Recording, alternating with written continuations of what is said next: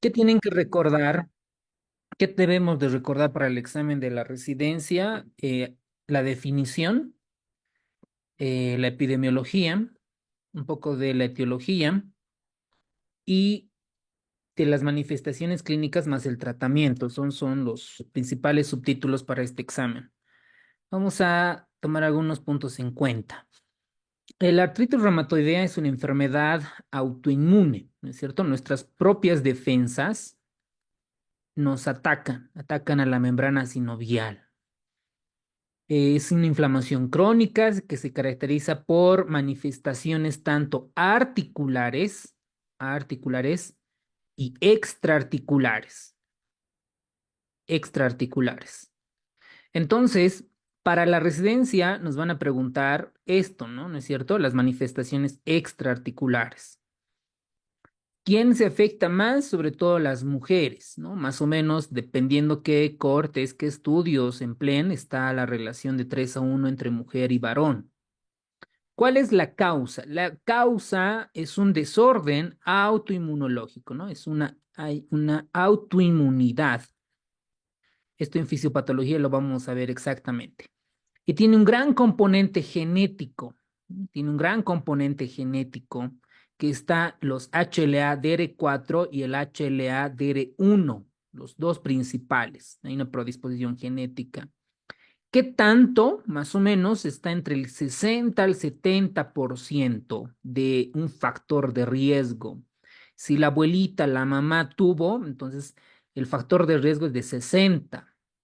Por ejemplo, para Parkinson, digamos, ¿no? Para enfermedad de Parkinson, si tuvo el papá o el hijo, puede tener, es el 2% la parte genética que involucra. Pero para AR, para artritis reumatoidea, más o menos está entre el 60 al 70%. Para el examen tienen que recordar el HLA DR4, DR1. También hay otras causas que lo vamos a ver. Dentro de la fisiopatología están involucradas muchos órganos diana. Por ejemplo, uno es la filagrina, que lo vamos a ver. La filagrina es una proteína intermedia que está en la matriz extracelular de la membrana sinovial. Entonces, en esta filagrina hay un proceso de citrulinización que lo vamos a ver. Se citrulina y entonces la célula presentadora de antígeno detecta esta proteína normal. Dice, esta proteína no es mía. Entonces la presentan principalmente al linfocito TCD4. Y obviamente el linfocito TCD4 desencadena toda la cadena inflamatoria. Entonces, lo primero que tienen que recordar para el examen es que hay un proceso de citrulinización, hay una normalidad en dicho proceso. Como es inflamatorio, dicha patología incluye dolor, rigidez matutina, edema, articulaciones. El paciente en la mañana dice, doctora, doctor, mis articulaciones están un poco rígidas. Pregunta para ustedes, Harrison, ¿cuánto tiempo dice que es esta rigidez? ¿Mayor a cuánto? ¿30 Doctora, una minutos? hora. Una Una hora, hora. doctora. Una Sí. hora. Muy bien, doctores, más de una hora. Van a encontrar otros libros que dice 30 minutos, 45 minutos, ¿no? Hay otros libros, pero como el examen se va a tomar del libro de Harrison, entonces más de una hora. El diagnóstico es clínico más laboratorial, ¿no? Ustedes están aquí, los anticuerpos, antipéptidos citrulinado por el proceso de la citrulinización, los factores reumatoides y reactantes de proteínas de fase aguda. Ya lo vamos a ver. Los criterios de diagnóstico se le realizan en base del American College of Rheumatology, que es la ACR, y la Liga Europea contra el Reumatismo, que es la EULAR. Ahí vamos a ver los criterios de diagnóstico. Como es un proceso inflamatorio, el tratamiento usamos antiinflamatorios, ya sea AINES o glucocorticoides. Entonces, para alterar la inmunología, para calmar la autoinmunidad, usamos antirreumático modificadores de la enfermedad o los famosos FAMES, que son medicamentos modificadores de la enfermedad. Y ahí tenemos varios, el metrotexate, la sulfasalacina, la leflunomida, la hidroxicloroquina. ¿Cuál de todos es la elección, el mejorcito o digamos potencialmente preguntable en los exámenes de la residencia? El metrotexate, ¿ok? El metrotexate. Actualmente, ya en Bolivia se está introduciendo la terapia biológica, que son los inhibidores del factor de necrosis tumoral alfa, contra la interleucina 6, estimuladores de los linfocitos T, y esto actualmente tiene mayores efectos que se pueden beneficiar los pacientes, ¿no? Esto es de manera muy resumida. Las complicaciones, tenemos complicaciones mecánicas, ¿no? Hay deformidades en las articulaciones, osteoporosis por los glucocorticoides y otras, aumenta el riesgo cardiovascular, el riesgo de linfoma, esto preguntado en el examen de Brasil, por ejemplo, ¿qué tipo de linfoma genera la ERE o qué factor de riesgo? Manejo es multidisciplinario, el reumatólogo en la cabecera, los fisioterapeutas, los cirujanos ortopédicos, los traumatólogos y las investigaciones y la prevención, ¿cierto? Muy bien. Hasta ahí una breve introducción. En Santa Cruz, 50 años, un paciente con artritis reumatoide severa durante los últimos 15 años. Acude al servicio con datos de pielonefritis. El paciente tiene datos de infección urinaria más fiebre, ¿no? Tiene una ITU alta. El medicamento que tiene prednisona 7.5 miligramos, ok, ¿no? Sabemos que en el tratamiento habíamos comentado que tiene que estar con los antiinflamatorios, ya sea AINES y glucocorticoides. En este caso está con prednisona de 7.5 miligramos al día. Además, semanalmente se administra etanercept, ¿no? Sabemos que es un tratamiento biológico, ¿no? Es una terapia biológica el etanercept. Los signos vitales tienen una temperatura de 39. Realmente este paciente está en sepsis, probablemente a foco urinario. Entonces este paciente probablemente tiene sepsis a foco urinario, en este caso una pielonefritis. Está taquicárdico, buena presión. Si nosotros lo dejamos así, probablemente comience a hipotensar, nos llegue en choque séptico. El examen físico revela sensibilidad en el ángulo costo vertebral derecho, esplenomegalia. No, en esta parte es por la pielonefritis, debe estar en el lado derecho la infección de esta señora de 50 años. Tiene esplenomegalia y varios nódulos reumatoideos subcutáneos. Recuerdan que la artritis tiene manifestación articular, pero también habíamos visto que tiene manifestación extraarticular. Entonces, de estas manifestaciones extraarticulares, una de las más frecuentes son los nódulos reumatoideos. Harrison, ¿qué porcentaje de nódulos reumatoideos dice que se presenta? 30-50. 30-40. 30-40. Muy 30, bien, 40. doctor. Muy bien, doctores. Muy bien, de 30-40. Eso es posible pregunta de examen. Si no pueden recordar, recuerden, la flashcard es el mejor método para que puedan recordar a largo plazo. Entonces, un paciente que llega con ITU, llega con fiebre, le tomamos signos vitales y laboratorios, ¿no? Dentro de laboratorios le pediremos un hemograma, una glucemia, creatinina, NUS, electrolitos y una ecografía renal de vías urinarias, le pedimos. Y en el laboratorio, en el hemograma, miren lo que nos muestra, unos glóbulos blancos de 2.500. Hay una leucopenia importante. Con 10% de células polimorfonucleares, una hemoglobina de 9, está anémica, plaquetas de 150.000 y está recibiendo antibióticos apropiados. Asumo que les están dando ceftriaxona en este caso, ¿no? 1 gramo IV cada 12 horas, es lo que vamos a dar al paciente. Entonces, miren, esta leucopenia sabemos que por el etanercept, el antifactor de necrosis tumoral alfa, el paciente está inmunodeprimido y además por el corticoide. No es cualquier infección urinaria, no es una infección urinaria potencialmente mortal que puede fallecer el paciente. A las 2 semanas de seguimiento continúa la neutropenia, la anemia persiste, es una anemia normocítica normocrómica, una anemia de inflamación crónica, El recuento de absolutos de neutrófilos son 300 células y una hemoglobina de 8.8. La biopsia de médula ósea muestra falta de neutrófilos maduros con hipercelularidad y comienza con metrotexate, ¿no? Sin ninguna mejoría en cuanto a la neutropenia durante 6 semanas. No hay evidencia de infección activa, es decir, que ya se controló la ITU, aparentemente por el antibiótico. ¿Y cuál es el siguiente paso? Bonita pregunta, ¿ok? Aquí además nos dicen qué criterios para el diagnóstico de síndrome de Felty. ¿Cuál es el medicamento de primera línea para el síndrome de Felty? ¿Cuándo no corresponde metrotexate? ¿Cuál es el siguiente medicamento? Muy buena pregunta. ¿Cuál es el mecanismo de acción del rituximab, un anti-CD20? ¿Cuándo está indicado el factor estimulante de colonias de granulocitos? Buenas preguntas del caso clínico.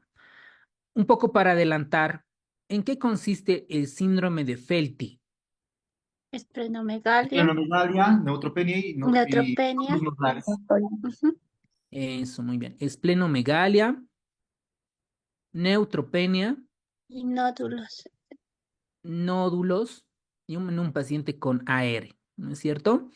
Entonces el paciente, vamos a ver si en nuestro caso clínico menciona de un paciente que tiene esplenomegalia. A ver, vamos a ver acá, ¿no? Evidentemente el paciente cumple con esplenomegalia, tiene 10% de polimorfonucleares, neutropenia importante, y el paciente tiene nódulos reumatoideos en un paciente con artritis reumatoidea. Entonces, acá, un paciente que tiene un síndrome de Felty, ¿no es cierto?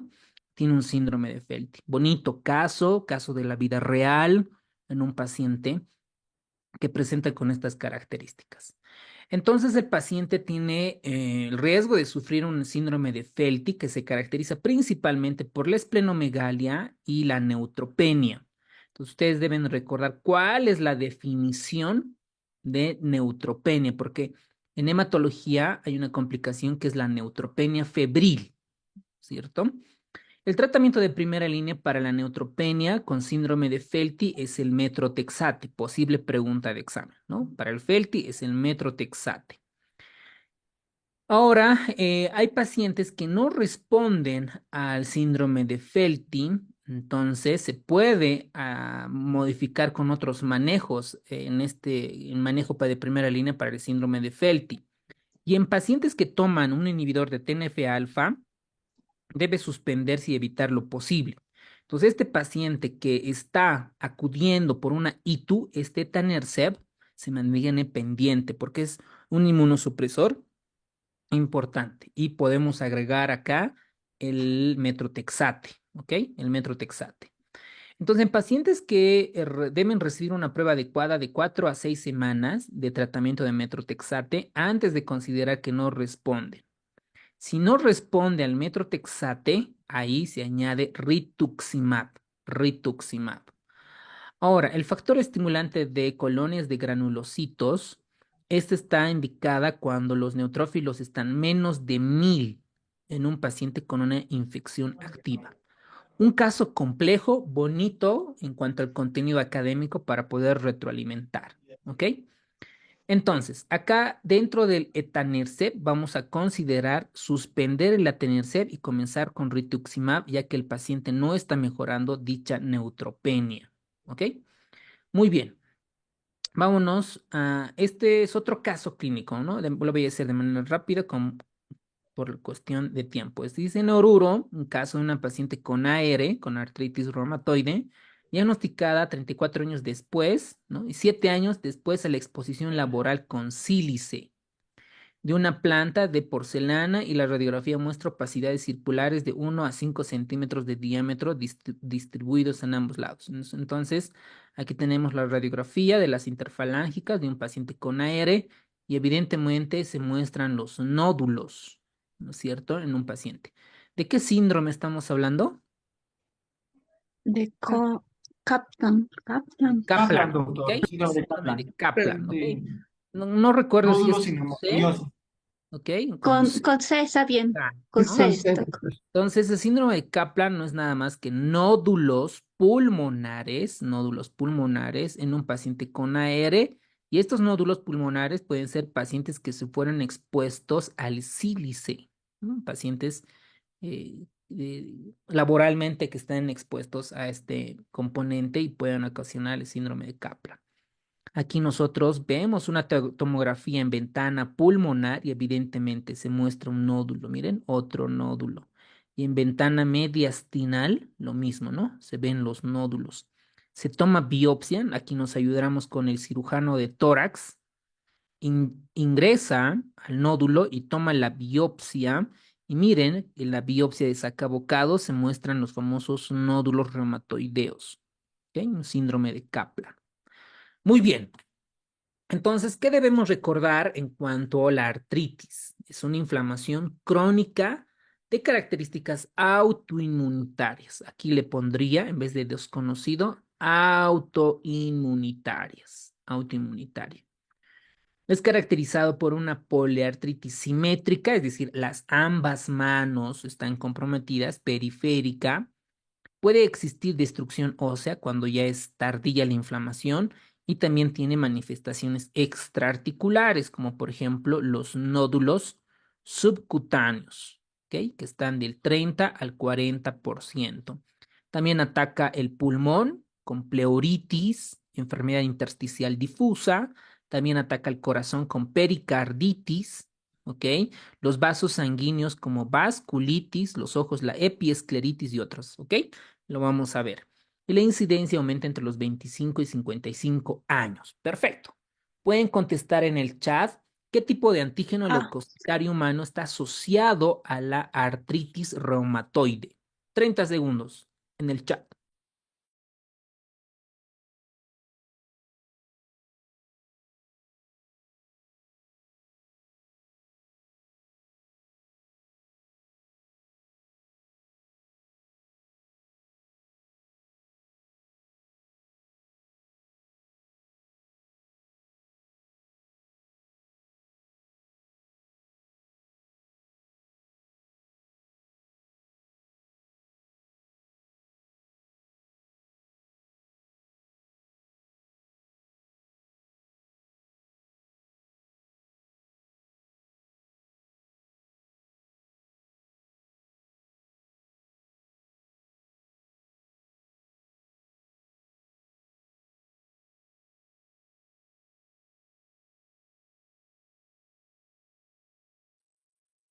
Excelente, doctores. Muy bien.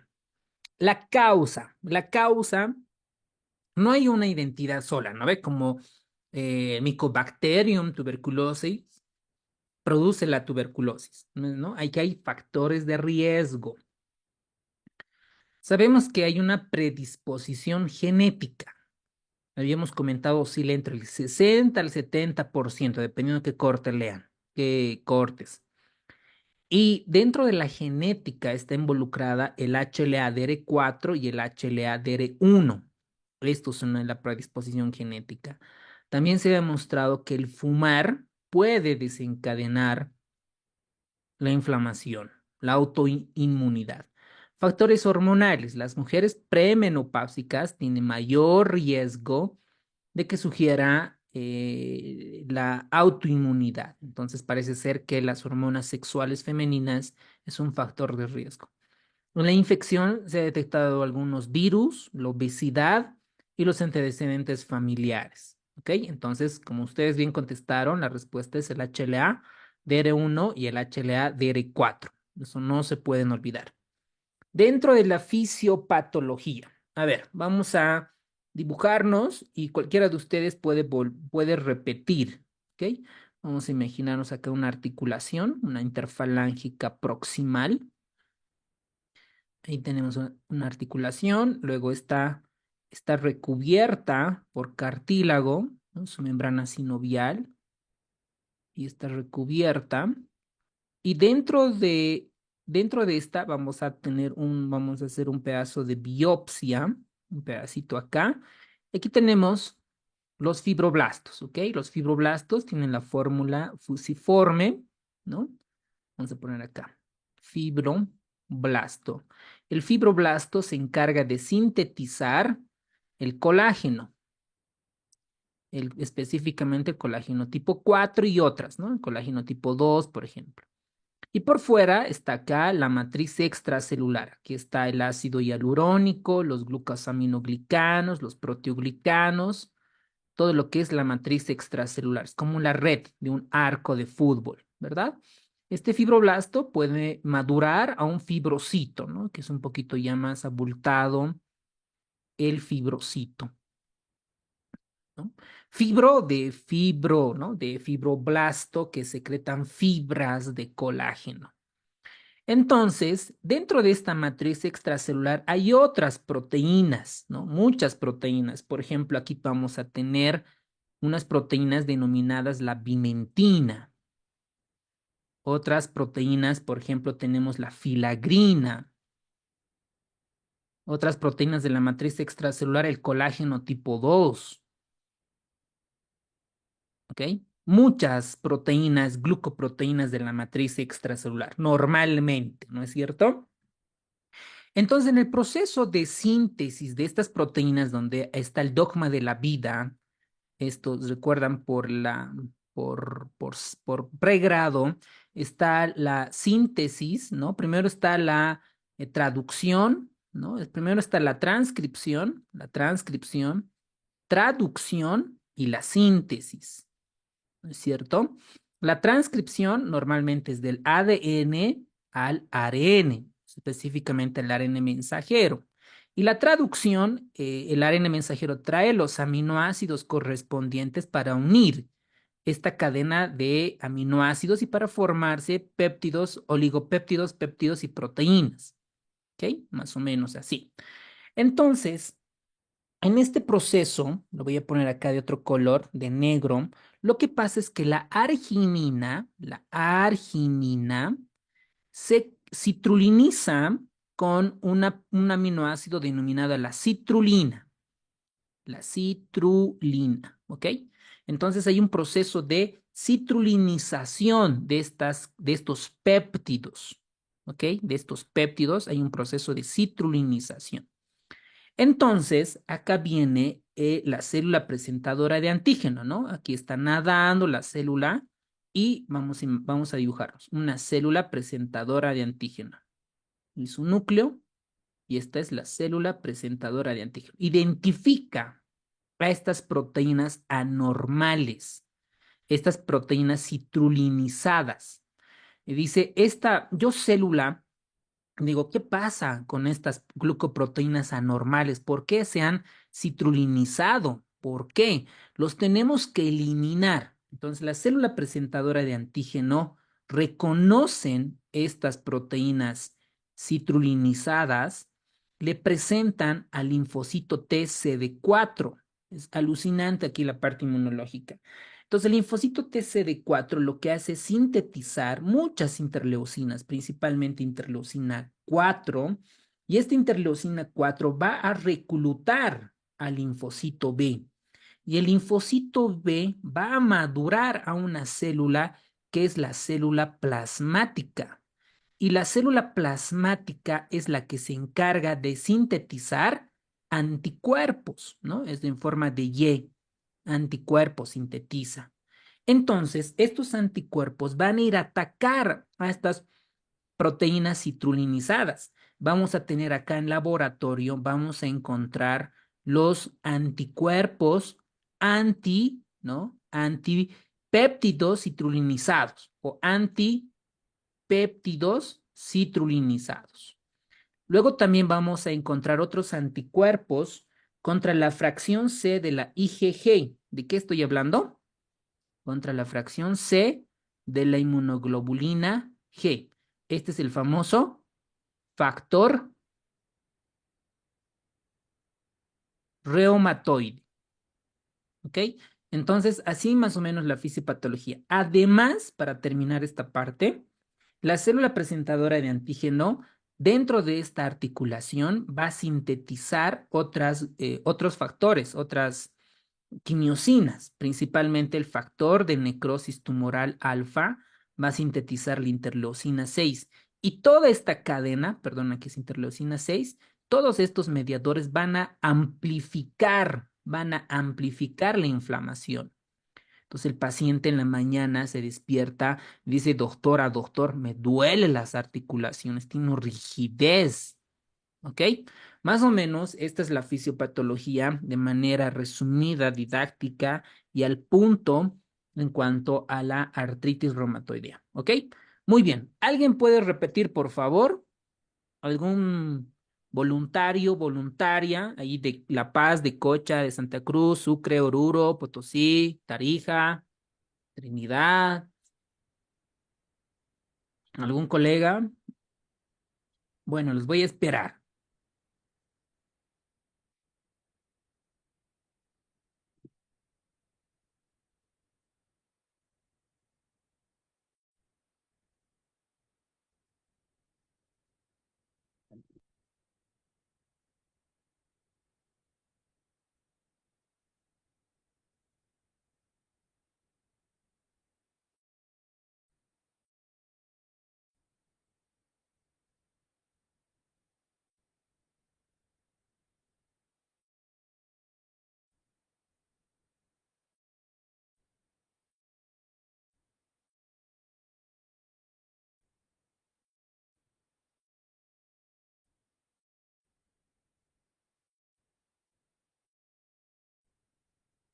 Doc, podría intentarlo. Eso, muy bien, doctor. Vamos, vamos, vamos, Ok, vamos. ok, prácticamente yendo a lo que viene a ser la citrulinización, es por el péptido o el aminoácido arginina con la citrulina, que eso hace que se produzca la citrulinización y las células presentadoras de antígenos como los macrófagos o las células dendríticas ya especializadas, captan, ¿no? Y la presentan a los linfocitos T, en especial los linfocitos TCD4 y eso sintetizan lo que viene a ser la interleuquina o las citoquinas interleuquina 4 y junto con los linfocitos B, que luego maduran a células plasmáticas y reconocen ese antígeno, que viene a ser la citrulinización, producen anticuerpos específicos y uno de esos viene a ser anticuerpos contra el anti-CCP, que es el anticuerpo antipéptido, ¿cómo es? Antipéptido citrulina cíclico y también se produce también un factor reumatoideo que es la unión, ¿no? De la fracción FC con la inmunoglobulina G. Y también otro como factor de necrosis tumoral alfa y interleucina 6, ¿no? Que eso aumenta la inflamación. Muy bien, doctor. Aplausos, aplausos. Muy bien. Excelente, doctor. Muchas gracias por el feedback. Entonces, por alguna razón, aquí existe, los fibroblastos sintetizan el colágeno, ¿no? La bimentina, la filagrina, el colágeno tipo 2 y otros. Entonces, por alguna razón, en este proceso de síntesis, de transcripción, traducción, este aminoácido arginina se reemplaza, ¿no? Por la citrulina. Citrulina, por eso es citrulinización. Entonces existe acá péptidos citrulinizados.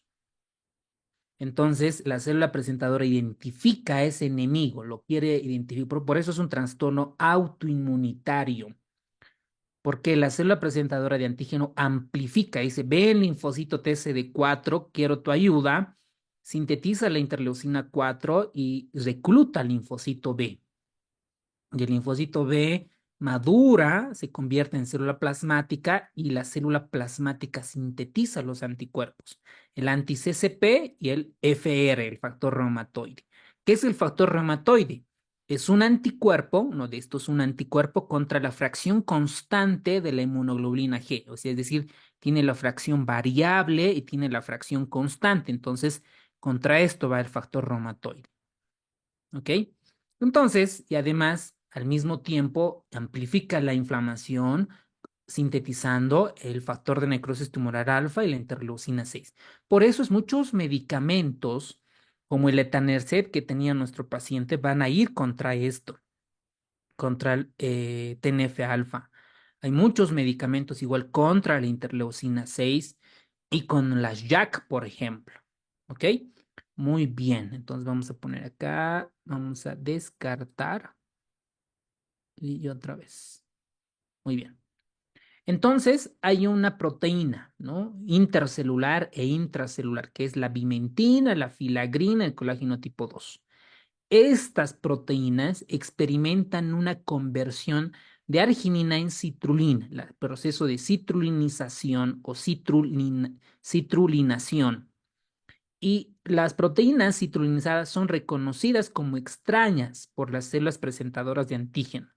Y estas células presentadoras de antígeno la presentan a los linfocitos TCD4. El linfocito TCD4 sintetiza la interleucina 4 y con esto llama al linfocito B, al linfocito B. Y el linfocito B madura células plasmáticas y sintetiza anticuerpos, en este caso los anti-CCP, ¿ok? Los anticuerpos antipéptidos citrulinados, que esto es un fenómeno de reacción de hipersensibilidad tipo 2 y tipo 3. Además, estos linfocitos TCD4 van a las articulaciones donde sintetizan otras moléculas, principalmente el TNF-alfa, la interleucina 1 y la interleucina 6, que esto predispone mayor inflamación y proliferación de las células inflamatorias inmunológicas. Todo este proceso favorece la inflamación, a la angiogénesis, proliferación, mayor tejido de granulación proliferativa, panus, hipertrofia sinovial y todo lo que ustedes saben por anatomía patológica. Además, el linfocito, es decir, la célula plasmática, sintetiza un anticuerpo, que es el factor reumatoide. ¿Qué es el factor reumatoide? Es un anticuerpo contra la fracción C o contra la porción C de la inmunoglobulina. ¿Qué tipo? La G. La G. Entonces, estas se producen para ayudar a eliminar los anticuerpos y los complejos inmunitarios. Es decir, la célula plasmática dice, necesito eliminar a estos citrulinas, a estos péptidos, ¿no es cierto? Por eso sintetiza. Y el exceso de factor reumatoide desencadena formación de nuevos complejos inmunes, ¿no? Nosotros si hacemos un dibujo de una articulación, se sintetizan los complejos inmunes, ¿no es cierto? Factor reumatoide, y estos por la sangre van nadando. Va a los ojos, epiescleritis, va al pulmón, pleuritis, va al corazón, pericarditis, va a los vasos sanguíneos, vasculitis, ¿ok? Por estos, por estos complejos inmunes y la reacción de hipersensibilidad tipo 3. Por eso se dice que los pacientes que tienen mayor cantidad de factor reumatoide positivo tienen más probabilidades de tener manifestaciones extraarticulares. Extraarticulares. Por los complejos, ¿ok? Muy bien. Entonces, doctores, ¿qué es el factor reumatoide a modo de retroalimentación? ¿Qué es? La fracción C de la Es inmunoglobulina. la fracción cristalizante Anticuerpo, la fracción. del anticuerpo. Ya, muy bien. Es un anticuerpo, ¿ok? Es un anticuerpo, muy bien. ¿Contra quién? Factor reumatoide. Fracción C. Exacto. Fracción de hemoglobina G. Fracción C de la Es inmunoglobulina G.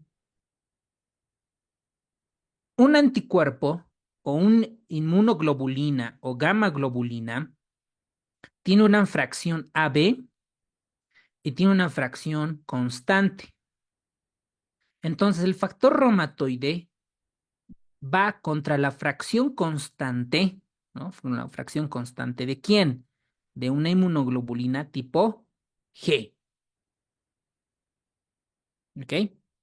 ¿Qué es el factor reumatoide? Es un anticuerpo contra la fracción constante de la inmunoglobulina G. Otra vez, ¿pueden repetir, por favor? ¿Qué es el factor Es, reumatoide? Una fracción es, un- constante que va en contra de la inmunoglobina G. Al ser G Anticuerpo de no es algo factor crónico, constante. ¿no? Es un anticuerpo es que un va contra el factor anticuerpo constante que- de las inmunoglobulinas G. Eso, muy bien. ¿Otra vez? anticuerpos Es un contra el anticuerpo factor C de la Va en contra inmunoglobulina G. de G. Excelente. Muy bien, doctores. No se van a olvidar. Entonces, un paciente que te llega a la consulta, que le duele las articulaciones, le vas a pedir un anti-CCP y un factor reumatoide. Esas dos cositas le vas a pedir hasta ahora, ¿no? Después luego le pedirás una ecografía de las articulaciones, radiografía, una tomografía de tórax, que lo vea el oftalmólogo, la revisamos bien, le pedimos proteínas de reactante de fase aguda y vamos haciendo el diagnóstico. ¿Ok? Muy bien. A ver, veamos otras imágenes. A ver, veamos esta imagen en qué nos puede ayudar. Habla de, sabemos que no hay una causa exacta, ¿no? Hay factores de riesgo. Factor genético, 60%, ¿no? 60 la parte genética. ¿Qué genes? El HLA-DR1 y el HLA-DR4. Aquí eso falta complementar acá. Muy bien. Modificaciones epigenéticas, fumar, sexo femenino, dieta occidental. Hay una modificación post-traduccional, ¿no? Post-traduccional.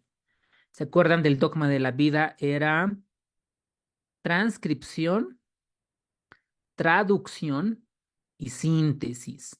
Entonces, en el post, acá, en esta parte post-traducción, existe el proceso de citrulinación. Citrulinación. Citrulinación. Hay una pérdida de la inmunidad, de la tolerancia inmunitaria y se crea la autoinmunidad. Entonces, por este proceso se forman los autoanticuerpos. ¿Cuáles son esos autoanticuerpos? Los anti-CCP y el FR. ¿Ok? El anticuerpo antipéptido citrulinado. ¿Ok? Anticuerpo antipéptido citrulinado. Citrulinado. O vamos a ver como anti-CCP nada más, anti-CCP. Y el otro anticuerpo es el factor reumatoide. ¿Ok? A ver, veamos acá. Un paciente que está sin factores de riesgo tiene susceptibilidad. El paciente está asintomático. Asintomático. Cuando se inicia la autoinmunidad, ¿no? Niveles incrementados de citocinas, quimiosinas y la proteína se reactiva, ¿no? Hay aumento de las proteínas de reactantes de fase aguda. Y cuando existe ya los anticuerpos, hay una artritis indiferenciada y cuando existe la inflamación como tal, una artritis reumatoidea ya clasificable. Aquí en las articulaciones ya existe inflamación, el paciente viene con dolor, con rigidez matutina, existe infiltración de células inmunitarias, hiperplasia de las membranas sinoviales, de los sinoviocitos, ¿no? De toda la membrana que existe. A ver, esta imagen, susceptibilidad genética, habíamos dicho 60%, está acoplada a los HLA-DR1, DR4, factores medioambientales, el fumar, modificaciones epigenéticas, post-traduccional. Aquí hay acetilación, metilación, fosforilación, la ubiquitinización, pero el más importante aquí es el proceso de citrulinación, ¿no? Eso es para el examen importante. Pérdida de la tolerancia, sinovitis asintomática y el paciente viene con artritis sintomática en toda la fisiopatología. Perfecto. Excelente, doctores, hasta acá. Una vez que ya sabemos qué es, qué genética, la fisiopatología, se inflaman las articulaciones, ¿ok? Estas articulaciones hay lugares donde van a ir a afectar, pero hay una parte, hay una articulación que no necesariamente afecta. ¿Cuál será? 30 segundos para esta pregunta.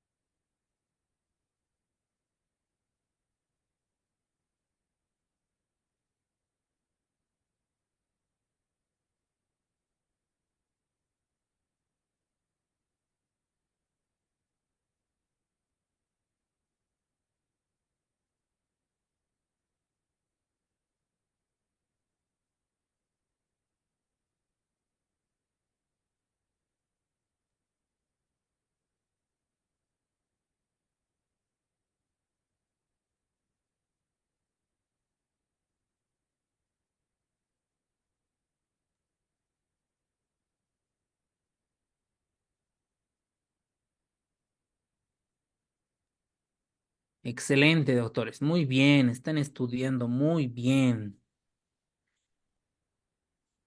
Perfecto. Muchas gracias por participar. Entonces, cuando se desencadena este proceso de inflamación en la membrana sinovial de las articulaciones, tenemos una fase inicial. El paciente viene porque tiene rigidez matinal temprana en las manos y en los pies. ¿Cuánto es esta rigidez? Mayor a 1 hora. Puede ser poliarticular, monoarticular u oligoarticular. Luego tenemos los signos definitorios de la artritis reumatoidea, que es una tenosinovitis de los tendones de los flexores. ¿Y qué articulaciones son las más afectadas? Miren, carpo, las metacarpofalángicas y las interfalángicas proximales. Miren esta imagen del libro de Harrison. Miren la inflamación en las metacarpofalángicas. Miren acá. Están inflamadas, hinchadas. Las interfalángicas proximales. Miren, están inflamadas. Pero si ustedes notan acá las interfalángicas distales que la estoy pintando, casi la artritis reumatoidea o la artritis reumatoide no afecta. Si hay dolor, esto sería más una osteoartritis. Osteoartritis o como artrosis, ¿no? El otro nombre. Entonces acá, estos son los que afectan, ¿no? Las metacarpofalángicas, las interfalángicas proximales. No afectan tanto las intrafalángicas distales. Ustedes han debido llevar en reuma los nódulos de Heberdine y los nódulos de Bouchard. Ambos son de osteoartritis. Cuando un paciente se lo ve, una artritis, se palpa, ¿no? Se toca las articulaciones y salta de dolor el paciente. Por esta inflamación en las extremidades superiores se generan deformidades articulares, preguntadas en semiología. El movimiento en teclado en piano, cuello de cisne, botonero y la deformidad en línea Z. Veamos en este caso. Esta es la deformidad en Z. Miren, en Z. ¿Qué es esta deformidad en Z? Es la subluxación de la primera metacarpo con hiperextensión de la interfalángica por esta hiperextensión. Y esta es la deformidad en línea Z. Luego también hay la inflamación de la apófisis estiloides del cúbito, acá. La inflamación. Y puede subluxarse. Y cuando uno comprime, ¿no es cierto? Comprime esta articulación, es como si estuviera tocando un piano, el teclado del piano. Por esto es por la subluxación de la parte distal del cúbito. Esto es el famoso teclado de piano. ¿Qué es el teclado del piano? El signo es la subluxación de la parte distal del cúbito. Luego tenemos otras deformaciones. Tenemos la deformación en dedo enojal. Miren acá la flexión de la interfalángica proximal. Miren acá la flexión interfalángica proximal con hiperextensión de la interfalángica distal. Hiperextensión de la interfalángica distal. Este es el famoso dedo enojal o dedo de embotonero. Embotonero. En la deformación del dedo en cuello de cisne, hay una hiperextensión de la interfalángica proximal con una flexión de la interfalángica distal. Esta es la deformación en cuello de cisne. Luego tenemos una que es la flexión de la interfalángica distal. ¿Ok? Este es el famoso dedo en martillo. Entonces, cuidado en el examen, les pregunten estas malformaciones. ¿Alguien puede repetir, por favor, estas deformaciones de la AR? ¿Qué es el dedo en botonero? ¿Por qué se produce? ¿Cuál es la deformidad en cuello de cisne y el dedo en martillo? Cualquiera de ustedes, por favor. Bueno, yo, doctor, ya. La flexión, bueno, el dedo en botonero es la flexión de la interfalángica proximal con la hiperextensión de la interfalángica distal. Es también llamada dedo en ojal o deformidad de botonero, dedo en botonero en sí, ¿no? Ahora, el cuello de cisne es la hiperextensión de la interfalángica proximal con flexión de la interfalángica distal. Ahora, la lesión del tendón extensor. ¿Cuál es esta? Es la flexión de la interfalángica distal con déficit a su extensión. Ese sería el tendón en extensor. O dedo en martillo. Excelente, doctor. Muchas gracias. Muchas gracias, muchas gracias. Muy bien, miren, aquí tenemos fotos reales de este paciente. A ver, por ejemplo, veamos a este paciente. Pareciera, mira, aquí está inflamada, ¿no? Miren acá igual. Aquí parece que existe el signo de teclado, si nosotros presionamos, la inflamación de la muñeca. Aquí pareciera que existe un nódulo subcutáneo. Aquí una deformación en línea de Z muy leve. Y miren la desviación, ¿no? Todo muy inflamado, secuelado. Y básicamente la interfalángica proximal le llega. Miren la distal, se la ve relativamente bien. Entonces acá tenemos la desviación, miren, hacia este lado, a la parte radial de la muñeca. Tenemos desviación cubital de los dedos y el famoso pulgar en Z, ¿no? Una leve Z yo le vería acá. Esto es un paciente crónica, ¿no? Es una paciente crónica que su artritis reumatoidea no está controlada o ya tiene secuelas. Por ejemplo, esta foto o esta imagen es una paciente que tiene la artritis en fase aguda. ¿Cómo te das de cuenta? Porque no hay deformación como tal, como este lado, pero miren, hay ya una inflamación importante. Miren, edema, está rubor, dolor, calor. ¿Se imaginan? Ahí sus manos deben ser intocables. Hay inflamación metacarpofalángica, interfalángica proximal. Y miren la distal, ¿no? Está un poco, no la toma tanto la AR, ¿no? La artritis reumatoidea. No la toma tanto. Este paciente es agudo, ¿no? El paciente está sufriendo de dolor. Yo me acuerdo de algunos casos severos de artritis, hasta les dolía las articulaciones de las mandíbulas, ¿no? Así les tocas la articulación y los comienzan a doler, no se pueden mover y normalmente suelen ser desencadenadas porque no toman sus medicamentos o por una infección. Entonces acá sí afecta las metacarpofalángicas, las proximales interfalángicas, la muñeca, la rodilla, pero la distal no afecta tanto. Y si tuviéramos el paciente, te dice, doctor, pero sí me duele la intrafalángica distal, ¿en qué pensamos? ¿En qué No todos los patología? escucharon, Heber. ¿No? Osteoartritis. En Exacto, osteoartritis. en Psoriasis. osteoartritis. Y otro diagnóstico diferencial es, como dice la doctora, también puede ser una artritis psoriásica. ¿Ok? Muy bien. Ahora, ya sabemos, las manifestaciones articulares. Ahora hay otras manifestaciones extraarticulares y ahí está lo bonito, ¿no? Para que ustedes puedan diferenciarse del montón. Un paciente que viene en agudo, una AR, te va a decir, doctor, tengo fiebre de origen inflamatorio, me siento muy cansado, cansada. Pueden tener depresión y pueden bajar de peso.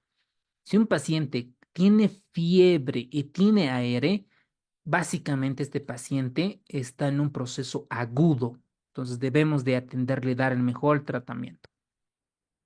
Ahora, vamos a ver las manifestaciones extraarticulares. Extraarticulares. Ustedes ven acá los nódulos reumatoideos. ¿En cuánto están? 30 al 40 de porcentaje de los pacientes. De cada 10 pacientes que tienen artritis, 4 van a tener nódulos reumatoideos. La característica que este es, miren, un nódulo firme, no duele. Algunas veces pueden estar adheridos al periósteo, a tendones, y principalmente aparecen en zonas donde hay roce, por ejemplo, donde el codo, ¿no? En la parte cubital, donde el codo, ahí aparecen. También en las rodillas pueden aparecer, pero en las zonas donde hay roces o traumatismos suelen aparecer estos nódulos reumatoideos. También el paciente tiene el famoso ojo seco o la queratoconjuntivitis seca, que más o menos es un 10%, que es esto el síndrome de Sjögren secundario. ¿Secundario a quién? A la artritis reumatoidea, ¿ok? Porque pueden haber pacientes que tienen ojo seco primario y no necesariamente tener una AR, ¿ok? Otra manifestación extraarticular, los pulmones. En el pulmón puede haber pleuritis, puede haber pleuritis. Todo lo que estoy dibujando puede inflamarse, puede inflamarse. ¿Cómo llega el paciente? Doctor, tengo dolor torácico, dolor pleurítico o en punta de costado. Eso es pleuritis, ¿ok? Luego también hacen enfermedad intersticial difusa, el famoso EPID, enfermedad pulmonar intersticial difusa. Existe acá como cicatriz, ¿no? En el intersticio, en la parte septal paraseptal, y el paciente tiene falta de aire. Dice, doctor, me falta el aire, etcétera, y tiene EPID secundario a artritis reumatoidea. Otros casos, como el caso que vimos, pueden haber nódulos pulmonares, ¿ok? Pueden haber nódulos pulmonares y esto se asocia a síndrome de Kaplan, ¿ok? Al famoso síndrome de Kaplan. En el examen suelen preguntarles cuál es más frecuente,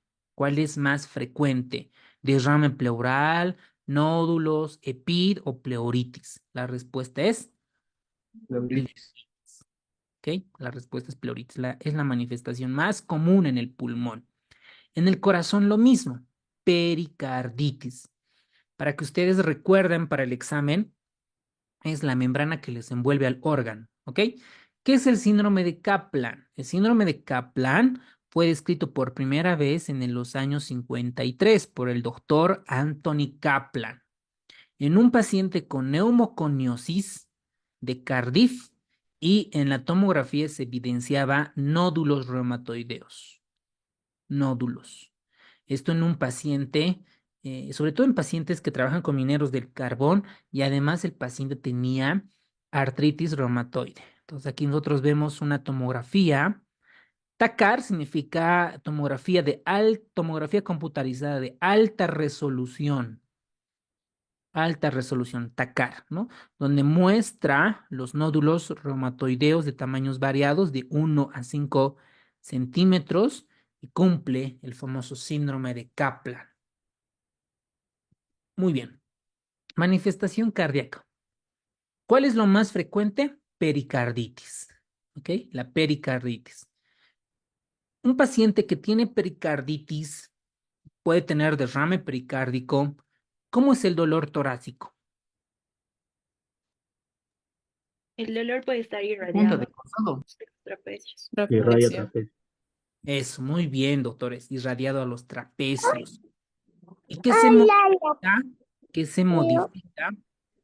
Y una bebé o un bebé que está repasando igual los temas de la Resi, me parece genial. Y pues que se modifica con el movimiento, ¿no? Con la posición maometana. Y si le hacemos un electrocardiograma, doctores, ¿qué podemos ver en un paciente que tiene pericarditis, derrame pericárdico? No hay elevación del ST y onda P mitral.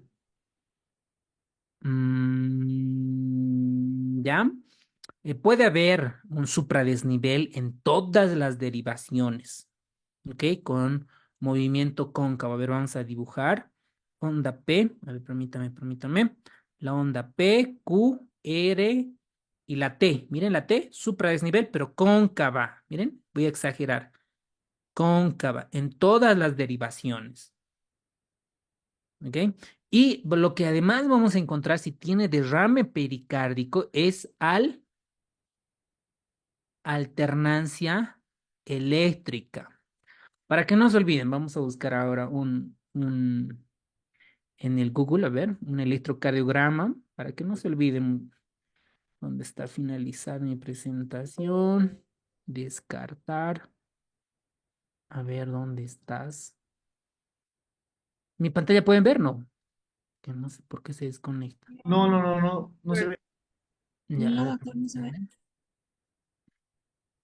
Entonces, un dolor torácico, digo, un dolor de pericarditis cambia con la posición. Entonces, vamos a ver acá, electrocardiograma, pericarditis, una. Y aquí lo que vamos a ver es el supradesnivel. Miren, como decía el doctor, podemos encontrar supradesnivel en todas las derivaciones. Esto es una. Esto es de imagen cardíaca. ¿Cómo es el electrocardiograma en la pericarditis, no? Es un proceso. Aquí vamos a la imagen. Miren, un infarto es un supradesnivel, pero es convexa. Es convexa. Pero miren, en la pericarditis y miocarditis puede haber supradesnivel, pero es cóncava. Cóncava. Y es en la mayoría de las derivaciones, casi en todas las caras. Esa es la gran diferencia. Y otro ejemplo en derrame pericárdico es la alternancia eléctrica. Vamos a poner acá. Derrame pericárdico. Pericárdico. Muy bien. A ver, ahí está. Vamos a ver. Primero, bajo voltaje, ¿no? Y se nota aquí evidentemente un bajo voltaje, porque los electrodos no pueden detectar. Miren esta imagen, paciente de 63 años con insuficiencia renal que acude en anasarca. Debe ser por falla cardíaca, o por renal o por hipotiroidismo. ¿Por qué será su anasarca? A ver, veamos este electrocardiograma. Lo primero que notan es bajo voltaje. Miren, muy bajo voltaje. Y pues no hay supradesnivel, ¿no? Es más un derrame pericárdico esto.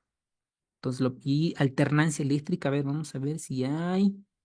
No, la alternancia eléctrica es voltajes más altos, luego pequeños, ¿no? Como si fuera una TV polimorfa. Pero aquí no se ve nada de eso. Ahora veamos cómo lo describe este electrocardiograma. A ver, veamos. Ver explicación del electro. Mm, a ver. Parece que es del año 2018. Bueno, creo que no está. Derrame pericárdico. A ver, veamos esta. Pericarditis aguda. Este es del año 2012.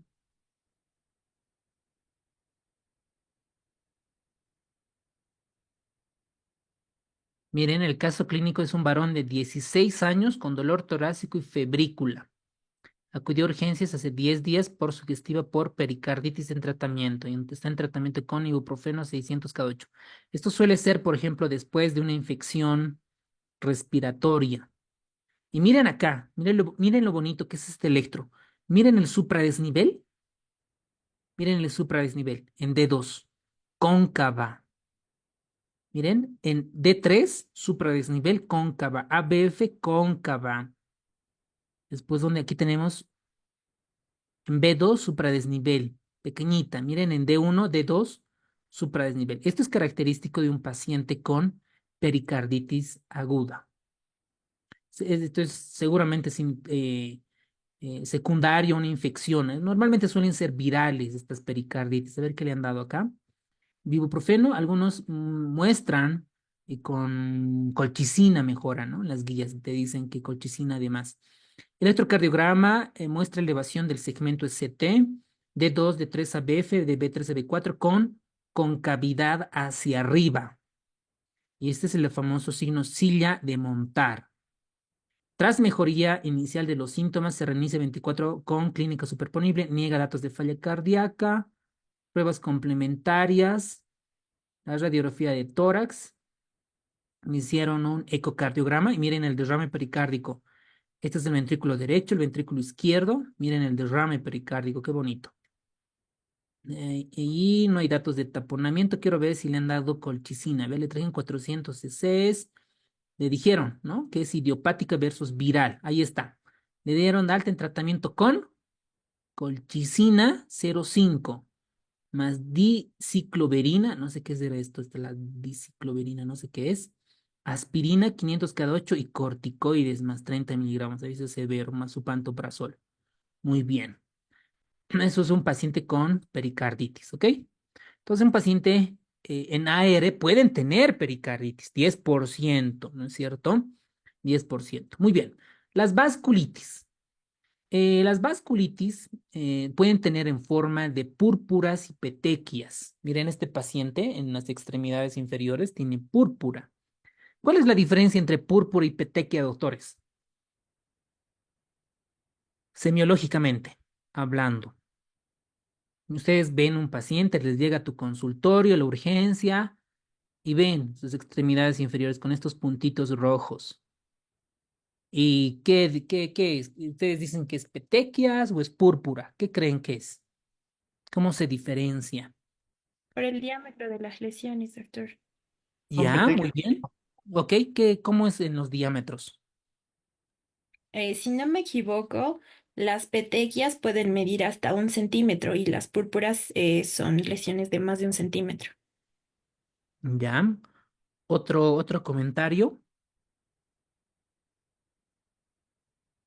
Otro comentario, a ver. Desaparece con la digitopresión. Eso, muy bien. ¿Cuál? ¿Púrpura o petequia? Está muy bien lo que dice el doctor. La Nosotros púrpura. presionamos estas manchas rojas. Si desaparece, es petequia. Si comprimimos y no desaparece, es púrpura. La púrpura normalmente suelen ser trastornos de vasos sanguíneos y las petequias por plaquetas. No siempre es así, pero en la mayor parte de los casos. Vuelvo a repetir, petequia al hacer presión desaparece y la púrpura cuando se comprime no desaparece. Entonces, esto es un dato clásico de un paciente con vasculitis.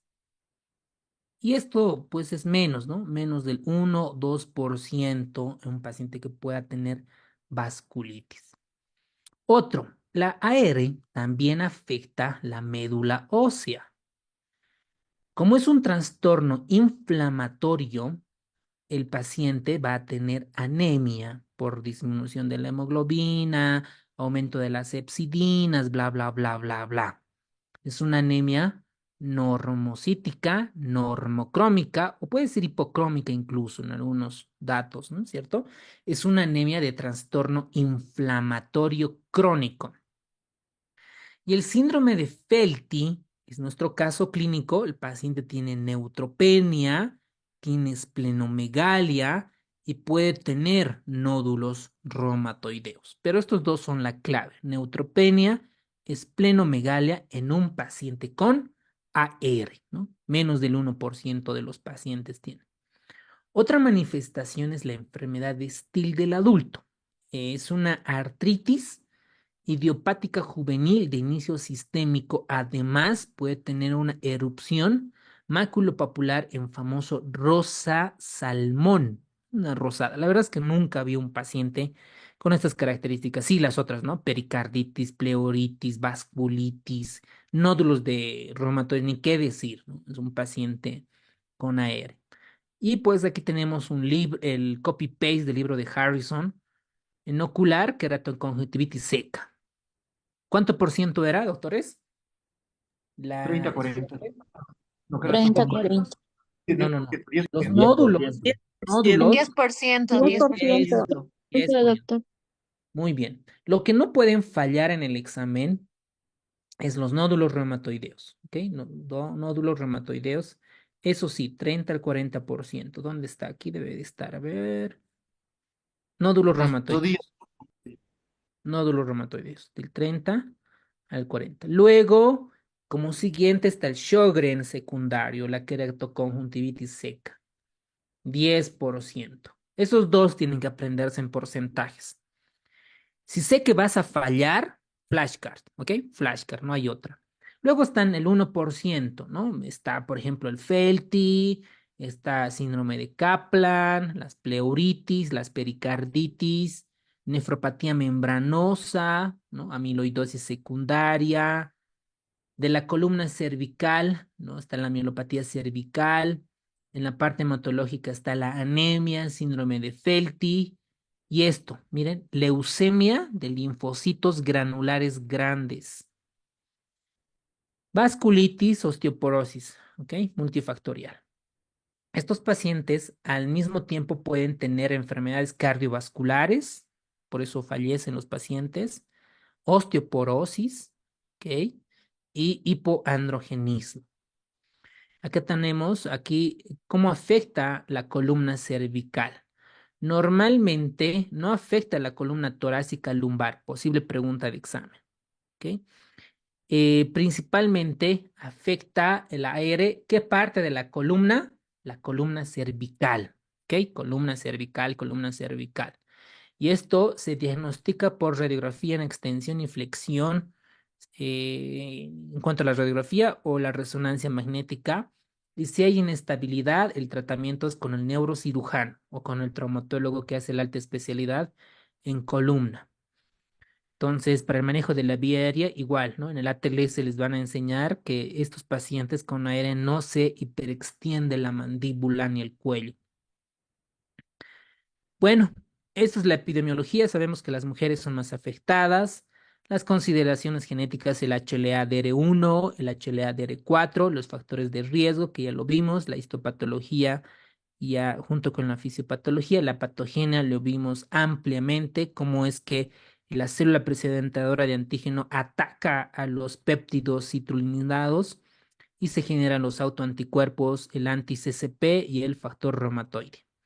¿Cómo hacemos el diagnóstico? Clínica, porque el paciente tiene artritis, tiene dolor articular.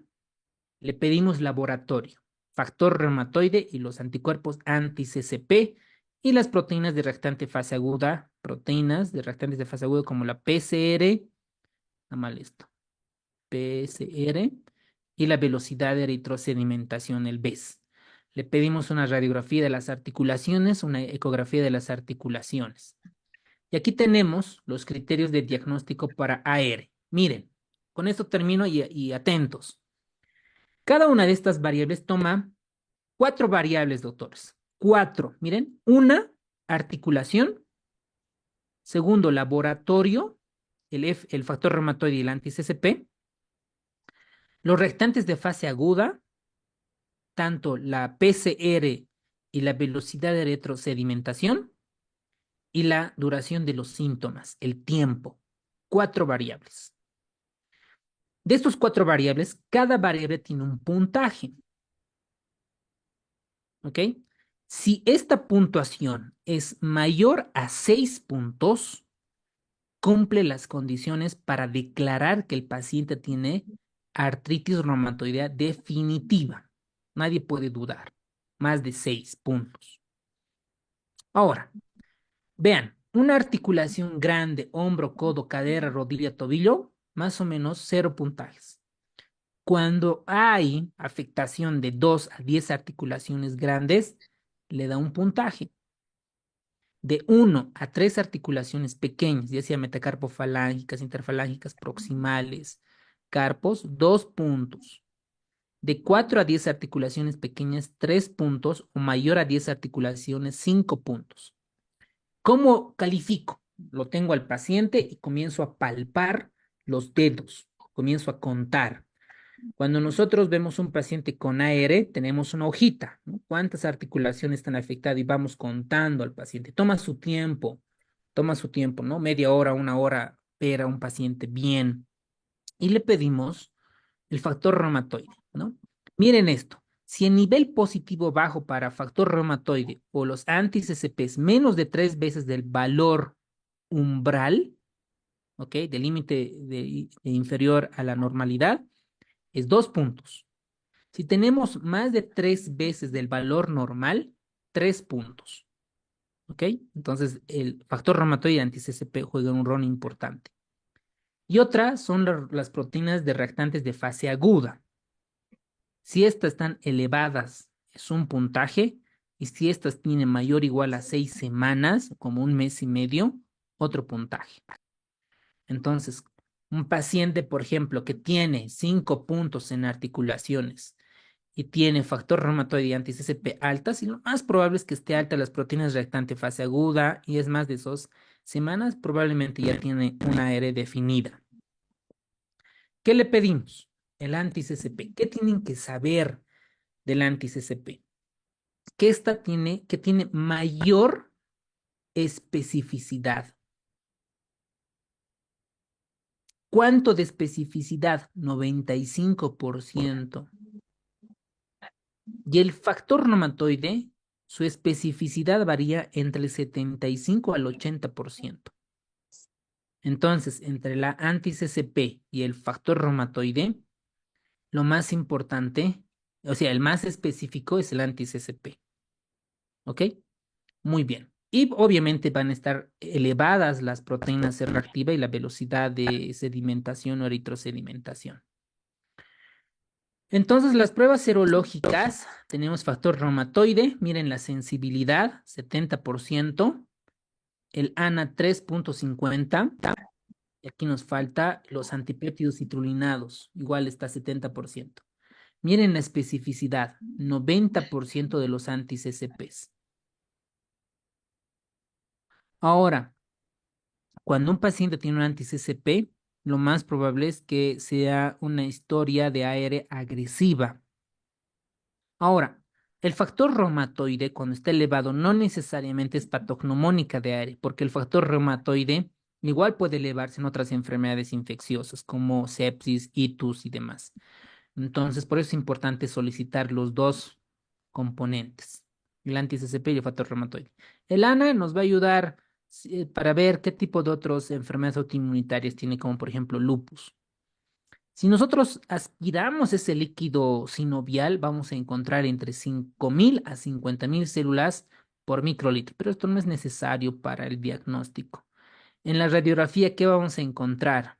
Vamos a encontrar osteopenia periarticular, edema de tejido blando, disminución del espacio articular, puede haber erosión, destrucción de la parte ósea y pueden haber subluxaciones. ¿Ok? Muy bien. ¿Alguno de ustedes, por favor, puede repetir qué vamos a encontrar en una radiografía de falanges en un paciente con AR? Pueden activar su micrófono.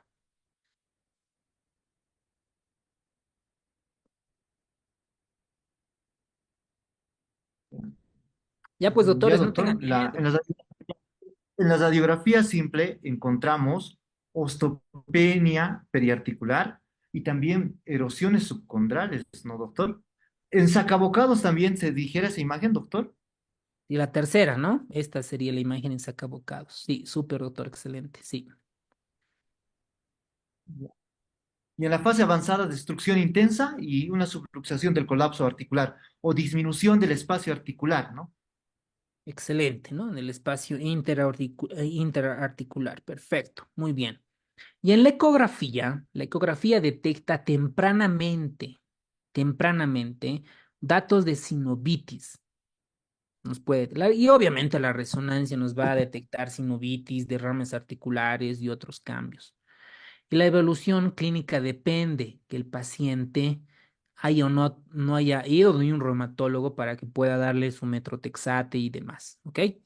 Entonces, el tratamiento de un paciente con AR es antiinflamatorios, ¿no? AINES, ¿no? Su ibuprofeno, su paracetamol para el dolor, su corticoide, su prednisona, ¿no? Si está la paciente muy adolorida, 20 miligramos de prednisona, por ejemplo, y si ya está disminuyendo con 5 o 7 miligramos, tranquilo, ¿no es cierto? Pero el otro componente más importante, doctores, son los medicamentos modificadores de la enfermedad, los FAMES, los FAMES.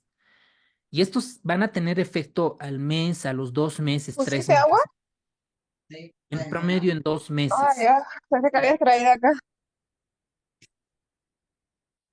Ya está, chao de la clase. Entonces, dentro de estos medicamentos, los modificadores de la enfermedad, hay uno que es de elección, de elección. ¿Cuál es ese medicamento de elección? Metrotexate, por ejemplo. Excelente. La leflunomida, metrotexate, hidroxicloroquina, la cloroquina, los cuatro son modificadores de la enfermedad. Pero dentro de estas, la que está indicada a comenzar es la metrotexate. El metrotexate. El metrotexate es el medicamento de primera línea en pacientes con AR activa. ¿Qué es lo malo? Que el metrotexate produce anemia. ¿Cuál es el mecanismo de acción, doctores, del metrotexate? ¿Cuál es el mecanismo de acción? ¿En qué Eh, enzima actúa? Inhibe la hidrofolato reductasa, doctor, y ya Eso, no se muy bien, fabrica doctor. folato. Excelente. Inhibe una enzima que participa en la síntesis del folato, ¿ok? Del ácido fólico. Por eso el metrotexate se da con, Ácido Ácido fólico. folínico. exacto, con el ácido fólico, ¿ok? Muy bien. ¿Qué es lo malo del metrotexate? Que puede producir hepatitis. Por eso, antes de iniciar el metrotexate, nosotros pedimos transaminasas, pedimos un hemograma, una radiografía de tórax principalmente. ¿Por qué? Porque un paciente puede tener efecto adverso, una hepatitis y pancitopenia. Puede tener neumonitis y la anemia sobre todo. Entonces, para evitar la anemia, se administra junto con el ácido fólico. Muy bien. Otro medicamento es la hidroxicloroquina. La hidroxicloroquina, por ejemplo, el metrotexate no se puede dar en embarazo porque es teratogénico. Hay una pregunta, no me acuerdo si era en el MIR de España o era en el USMLE de los Estados Unidos. Decía, una mujer embarazada, ¿no? Que tiene artritis reumatoidea, ¿qué medicamento le va a dar como modificador de la enfermedad? Embarazada más AR. Y la mayoría, pues obviamente, un contestado metrotexate, ¿no? Se han aplazado, porque el metrotexate es teratogénico, está contraindicado. Mientras que la hidroxicloroquina se puede dar en baja actividad de la enfermedad y su efecto adverso es la hiperpigmentación, la retinopatía y la erupción grave. Antes de dar hidroxicloroquina, lo tiene que ver el oftalmólogo para ver si existe algún grado de retinopatía. Eso con relación a la hidroxicloroquina. Luego tenemos la leflunomida. La leflunomida, cuando el metrotexate y la hidroxicloroquina están contraindicados, se puede saltar o se puede rotar a la leflunomida. También está contraindicado en el embarazo. Luego tenemos otro que son los inhibidores de la JAK, ¿no? La hidroxicloroquina ya lo comentamos. Aquí nos falta los FAMES dirigidos con inhibidores de la JAK. Estos pacientes, si no responden a la leflunomida, al metrotexate, a la hidroxicloroquina, se puede escalar o se puede rotar a los inhibidores de la JAK. Entonces, pregunta de examen. ¿Cuál es el fármaco de elección entre los FAMOS para la ERE? Metrotexate, ¿ok? Metrotexate. Y sus efectos adversos, ¿ok? Van a recordar para el examen. Entonces, un paciente que viene con AR, te consulta y dices, doctor, me duele las articulaciones, le damos un antiinflamatorio, ¿ok? Ibuprofeno, 800 cada 8, su corticoide. ¿Qué tanto de corticoide? Prednisona de 5 a 10 miligramos. El paciente está muy adolorido, podemos comenzar con dexametasona, ¿no? La podemos inyectar y demás, pero esto debemos de disminuir. ¿Por qué es lo que pasa en los centros de primer nivel de atención? La mayoría de los otros médicos generales, pues les dan dexametasona de por vida o la paciente se automedica y viene con Cushing. Entonces, esto se debe desescalar. Se debe desescalar hasta que el paciente esté oligosintomático y solo se trate con metrotexate o hidroxicloroquina.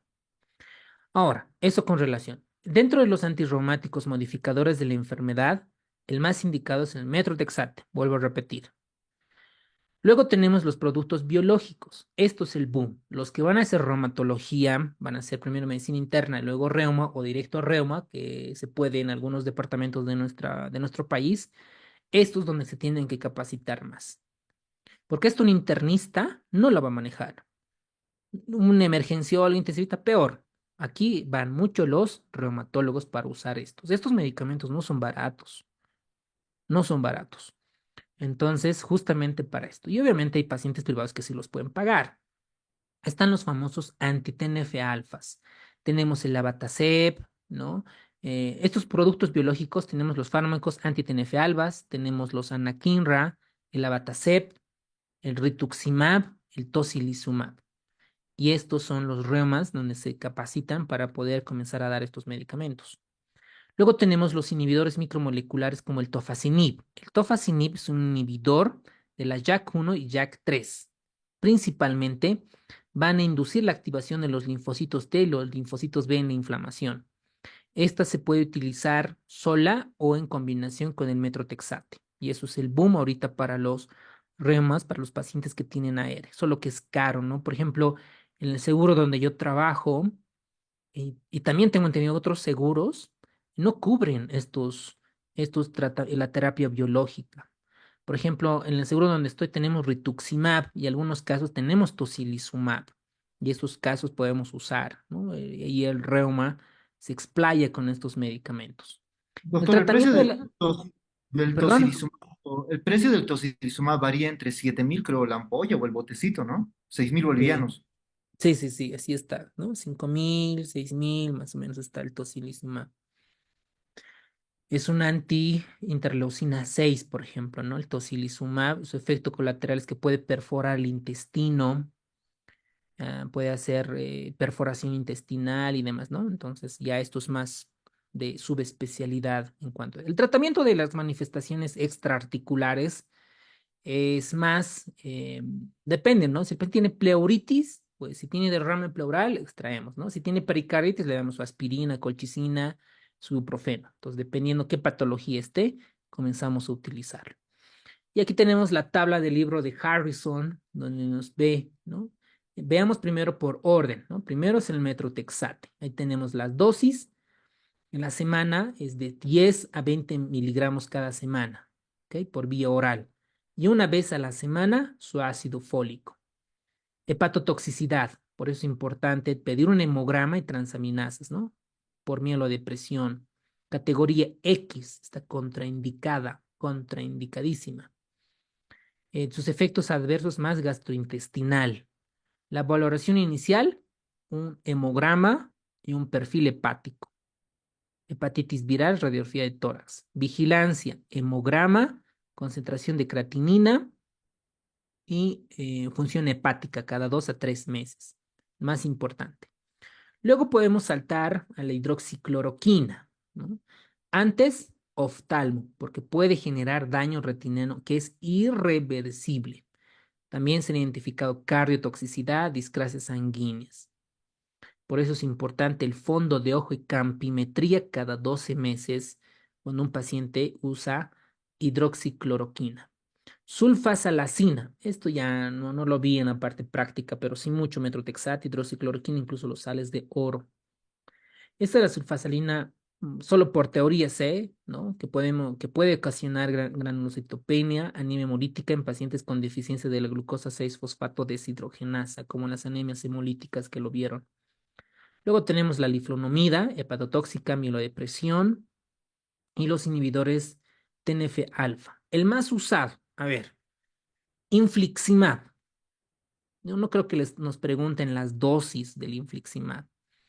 El infliximab puede aumentar los riesgos de infecciones, principalmente de bacterias y hongos. Entonces, ahí tenemos que hacer la interconsulta con un infectólogo para podernos, ¿no? Hay que descartar que el paciente no tenga una infección activa. En el caso clínico, no sé si se acuerdan, el paciente estaba con etanercept. Entonces se descontinúa, porque puede, si es una pielonefritis, se debe descontinuar o mantener pendiente. Otro dato en nuestro medio es la TB latente.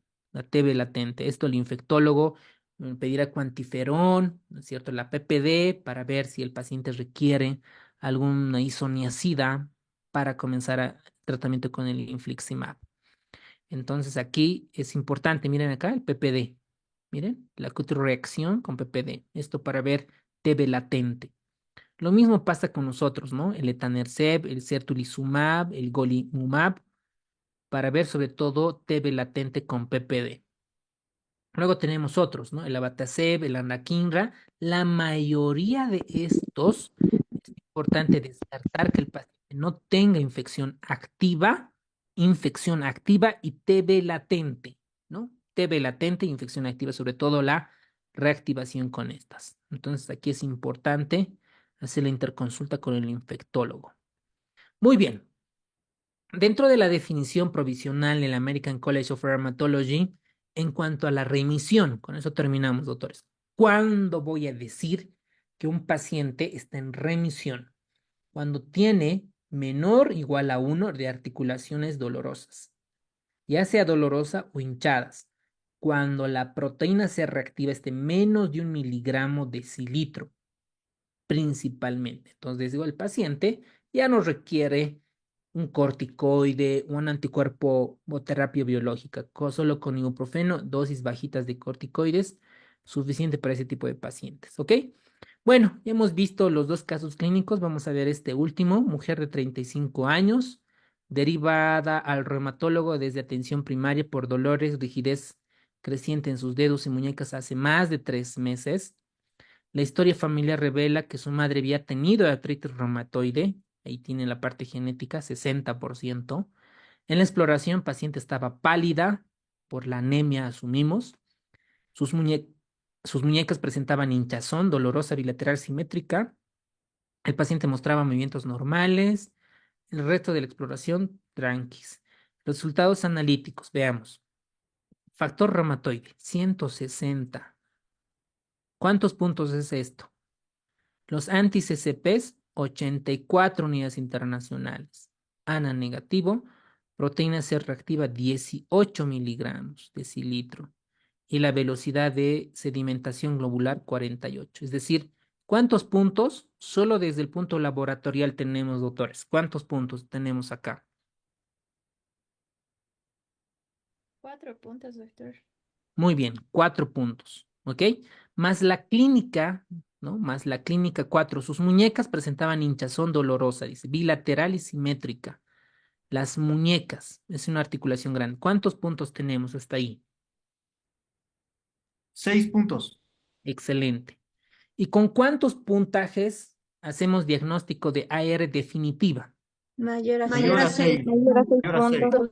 Listo. Mayor o igual a Muy bien, doctores. Ya son todos unos reumatólogos. El paciente ya tiene una R definitiva, ¿no? Ya son reumatólogos para el examen, ¿no ven? Para el examen. Muy bien. Entonces, a la vista de estos resultados, es evidente que nos encontramos un proceso inflamatorio reflejado por aumento de los reactantes de fase aguda, tiene positividad para el FR y los anti-CCPs, nos apuntan a que el paciente puede tener una R, los resultados de ANA son negativos, y miren, 1 a 3 articulaciones pequeñas, 2 puntos, anti-CCP y factor reumatoide 3 puntos, PCR y BES 1 punto y duración más de 3 semanas 1 punto. 7 puntos, ¿no? Más de 6 puntos, AR definitiva, ¿ok? Muy bien, doctores, felicidades por el caso clínico. Ya tienen ahí para leer. Ya esto es ya suave, ¿no? Muy bien, doctores, hemos terminado la clase de AR. ¿Alguien tiene alguna pregunta, duda, algo con Doctor, relación al libro de es Harrison? referente